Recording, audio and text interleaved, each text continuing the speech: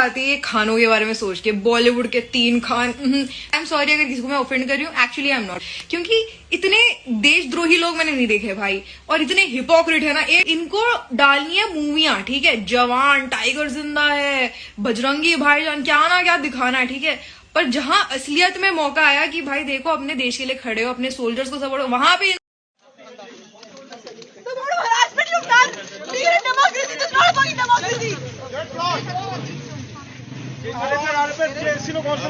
अपने बोलने को डेमोक्रेसी, ऑर्डर डेमोक्रेसी नहीं है।